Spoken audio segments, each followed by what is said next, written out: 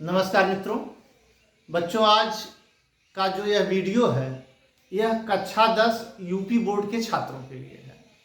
जो विद्यार्थी UP board से कक्षा 10 में पढ़ते हैं और हिंदी विषय तो सबका रहता है, तो हिंदी के पाठ्यक्रम में आपका पर्यायवाची आज हम पढ़ेंगे। आज हम पर्यायवाची को पूरा जानेंगे। तो अगर इस वीडियो को आप पूरा देखेंगे, पूरा समझेंगे, तो पर्यायवाची पूरा आपको आ जाएगा। इसको एक बार, दो बार, तीन बार जरूर देखिएगा और इसके बाद अपने किताब में भी पढ़िएगा। फिर पर्यायवाची एक ऐसा ज्ञान है कि जो कि आपको हमेशा जीवन पर्यंत कुछ न कुछ नए शब्द आपके ज्ञान में जुड़ते जाते हैं, जिससे आपके ज्ञान की वृद्धि होती है। तो अब नए पाठ्यक्रम के अनुसार पर्यायवाची आपको लिखना नहीं है, विकल्प देगा। लेकिन जब तक उसको आप जानेंगे नहीं, तब तक सही विकल्प को हल कैसे करेंगे। इसलिए पर्यायवाची को मूल रूप से जानना जरूरी है, जिससे आपको विकल्प हल करने में आसानी होगी। आप प्लेलिस्ट में जाइएगा, वहाँ यूपी बोर्ड कक्षा 10 हिंदी के नाम से फोल्डर बना है। उसमें पर्यायवाची के भी अभ्यास आप वैकल्पिक रूप से दिए गए हैं, वहाँ आप उसका अभ्यास कर सकते हैं। और यहाँ आज हम पूरे पर्यायवाची को बताएंगे। अब कुछ जो चुनिंदा शब्द हैं मैं उसको लाया हूँ, उसका वाचन करूँगा, उसके बारे में बताऊँगा। आप ध्यानपूर्वक शुरू से अंत तक जरूर देखिएगा। तो सबसे पहले पर्यायवाची शब्द को जान लेना जरूरी है कि पर्यायवाची शब्द किसे कहते हैं, पर्यायवाची क्या होता है, यह जानना जरूरी है।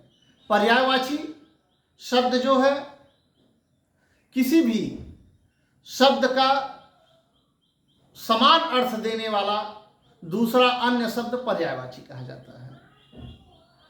अर्थात कोई भी शब्द आप ले लीजिए, उसी का समान अर्थ देने वाला जो दूसरा शब्द है वह पर्यायवाची कहा जाता है।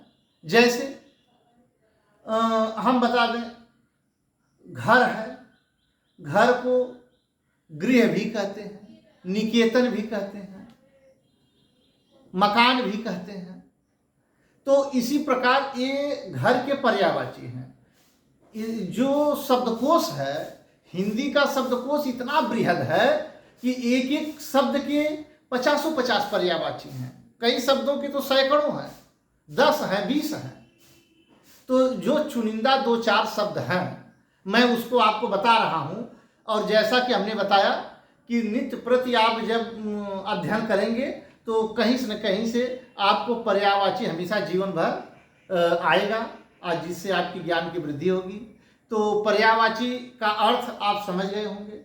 अब आइए हम कुछ जो यूपी बोर्ड में महत्वपूर्ण है वह पर्यायवाची शब्दों के बारे में बताते हैं और एक एक पर्यायवाची शब्द को बताएंगे। इसके अतिरिक्त आप किताबों का भी अध्ययन करिए और किताबों में देखिएगा, जब आप काव्य पढ़ रहे हों, गद्य पढ़ रहे हों या कोई कहानी पढ़ रहे हों, तो वहाँ अगर शब्दों पर आप ध्यान देंगे तो वहाँ भी आपको थोड़ा थोड़ा वहाँ भी पर्यायवाची शब्दों का ज्ञान आपको होगा।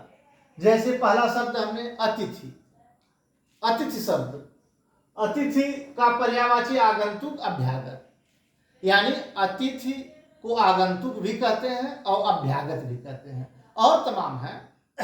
लेकिन यहाँ 2, 3, 4 जो भी है मैं बता रहा हूँ। इसके अलावा जैसा हमने बताया, धीरे धीरे आप अध्ययन करेंगे, आपको आ जाएगा।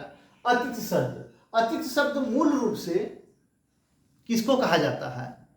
मेहमान को कहा जाता है। लेकिन जो पहले अतिथि शब्द था वह इस रूप में प्रयोग होता था, अतिथि जिसके आने की तिथि न मालूम हो, जो अकस्मात आ जाए, अचानक आपके घर कोई आ जाए, आपका बंधु बांधव, रिश्तेदार, तो उसको अतिथि बोलते थे, जो बिना बताए आ जाए।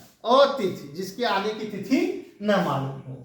अश्व, अश्व माने होता है घोड़ा, तो इसका पर्यायवाची है घोटक, तुरंग, है, घोड़ा, कुछ भी लिख सकते हैं जो इसका अर्थ दे। आंख है, इसके बाद आंख को अक्ष भी कहते हैं, दृग भी कहते हैं, चक्षु भी कहते हैं, नेत्र भी कहते हैं।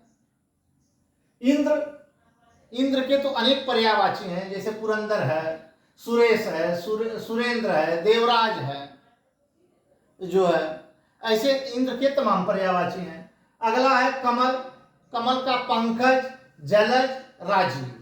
हम उन्हीं का वाचन कर रहे हैं, उन्हीं के बारे में बता रहे हैं जो यहां शब्द हमने लिखा है। इसके बाद कामदेव, कामदेव का मदन है, अनंग है, रतिपति है। रतिपति कामदेव को क्यों कहा जाता है, यहां थोड़ा सा संदर्भ में बता दे रहा हूं ताकि आप जान जाए। कामदेव की पत्नी का नाम था रति। रति। कामदेव कौन है ये भी आप लोग जान जाइए, सौंदर्य के देवता हैं। कहा जाता है कि कामदेव दुनिया के सबसे सुंदर व्यक्ति हैं और उनकी पत्नी रति दुनिया की सबसे सुंदर स्त्री। तो यहां पर रतिपति जो है, रति के पति कौन, कामदेव। कोयल, कोयल बहुत ही, कोयल का पर्यायवाची अक्सर छोटी बड़ी परीक्षाओं में पूछ दिया करता है। कोकिल, पिक, परभृत। परभृत जो शब्द है यह तो बड़ी परीक्षाओं में IAS, PCS या अन्य जो शिक्षक भर्तियां हैं उसमें भी इस को कई बार जो है पूछा है। इसलिए थोड़ा सा अभी आप लोग हाई स्कूल में भले ही हैं, थोड़ा थोड़ा ध्यान देंगे अभी से तो आगे आपको परेशानी नहीं होगी। इसके बाद गंगा है, मंदाकिनी, भागीरथी। कहा जाता है कि भगीरथी गंगा को लाए, इसीलिए गंगा का दूसरा नाम भागीरथी भी है। इसके बाद घर, सदन, भवन, निकेतन, गृह। झंडा का पर्यायवाची ध्वज, केत, पताका। यह भी बहुत पूछता है, केतु। तालाब, पद्माकर, पुष्कर। नदी का तटनी, सरिता, जलमाता। पंछी का बिहग, पखेरु, खग। खग माने पंछी। इसके अलावा मैं उन्हीं पर्यायवाची शब्दों को लिखा हूं जो आज की परीक्षा की दृष्टि से महत्वपूर्ण है। पत्नी, कवामा, भार्या, गृहिणी। अब यहां एक संदर्भ में बता देना चाहता हूं। वामा, वामा पत्नी को कहते हैं। क्यों कहते हैं, वाम यानी बाएं। पति के हमेशा पत्नी बाएं तरफ ही रहती है, इसीलिए उनको वामा कहा जाता है। पुष्प, पुष्प का प्रसून, कुसुम, सुमन। बादल का जलद, नीरद, घन और मेघ। बादल के पर्यायवाची और कमल के पर्यायवाची में केवल ज और द का अंतर है। अगर इसको जलज कह दें तो यह कमल हो जाएगा और जलद कह दें तो यह बादल का पर्यायवाची हो जाएगा। थोड़ा सा अंतर है, इसको आप ध्यान दीजिएगा। परीक्षा में इसी प्रकार विकल्प थोड़े थोड़े शब्दों में अंतर करके आपको फंसाएगा, लेकिन आपको ध्यान पूर्वक देखना है। अगर आपने किसी पर्यायवाची शब्द को ध्यान पूर्वक अभी से देख लिया तो आपको जिंदगी में नहीं भूलेगा। मोर का केकी, शिखंडी, नीलकंठ। यमुना का कालिंदी, सूर्यसुता, भानुजा। वन का कानन, अरण, विपिन। हाथी का करी, कुंजर, मतंग। सर्प का नाग, भुजंग, विषधर। रात का यामिनी, रजनी और निश। लोहा का अयस, ये बहुत पूछता है। सार, लौह। भौरा का अल, मधुकर, भ्रमर। इसके बाद अंतिम है विष्णु का हरि, गोविंद, माधव। हरि के बहुत पर्यायवाची शब्द हैं और हरि का अर्थ भी बहुत है।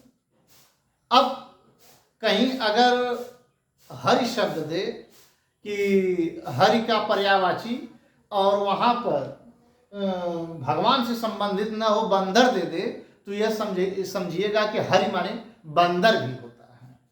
एक बार एक हल्का समय प्रसंग बता दूं कि नारद जी एक बार उन्होंने शादी करने की सोची और वह सोचे कि एक स्त्री का स्वयंवर था, राजकुमारी का, और सोचे कि हम भी थोड़ा जरा शादी ब्याह कर लें। तो वह तुरंत हरि के पास गए, भगवान के पास गए और तुरंत कहे कि हमको जो है हरि का रूप दे दीजिए जो है।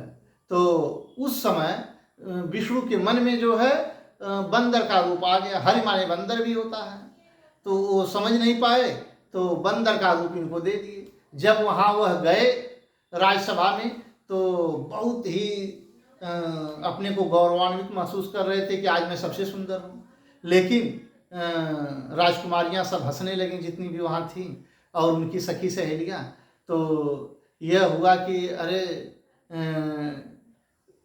नारद जी जो है भगवान, आप थोड़ा सा दर्पण में देख लीजिए थोड़ा सा। और जैसे ही वह शीशे में अपना मुंह देखते हैं और विष्णु को उल्टा सीधा कहने लगते हैं। तो हरि माने बंदर भी होता है। तो यह जान लीजिए शब्दों के जरा सा हेर फेर से बहुत कुछ हो जाता है। तो यहाँ आज आपने पूरा पर्यायवाची पढ़ा जो हाई स्कूल कक्षा 10 यूपी बोर्ड के पाठ्यक्रम में है। इसके अतिरिक्त जैसा हमने बताया कि पूरी किताब आप पढ़ते रहेंगे, आपके ज्ञान की वृद्धि होती रहेगी। लेकिन एक बार दो बार इस वीडियो को जरूर देखिएगा। और हाई स्कूल कक्षा 10 के सभी जो है पाठ आपको जो है प्लेलिस्ट में हाई स्कूल यूपी बोर्ड कक्षा 10 हिंदी के नाम से फोल्डर बना है, वहाँ से आप एक एक वीडियो को देख सकते हैं। विकल्प भी बना है, विकल्प का भी अभ्यास कर सकते हैं। और किसी प्रकार की जानकारी हो तो आप कमेंट अवश्य करिएगा।